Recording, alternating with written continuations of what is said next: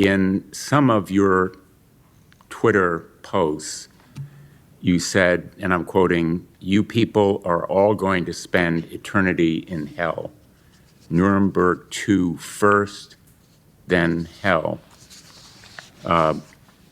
What did you mean by that?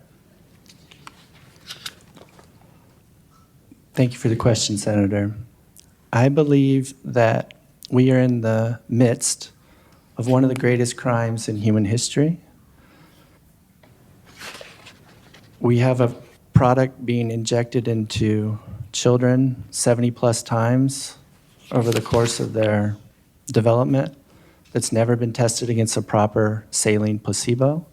Over that course of that time period, chronic illness in this country has gone from 10% of children having one or more chronic conditions to now more than 50% of children having one or more chronic conditions. Secretary Kennedy, in the hearing that was last week, said that the latest data from the CDC says that 76% of Americans now have one or more chronic conditions. And I believe that lots of these chronic conditions stem from iatrogenic injury. We have 3 million children with autism. Back in 1970, the rate was so low that it was essentially zero. I'm outraged by that, and I think every person in this room should be outraged by that. I don't know how to say it anymore clearly that we need to change course in this country. And I'm terribly disappointed by the medical profession.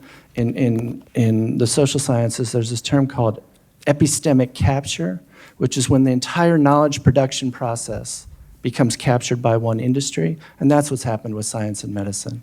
And so I think we need to change course, and I think the people who have covered up the autism epidemic and the epidemics of iatrogenic injury should be held to account for their actions. Are you comparing,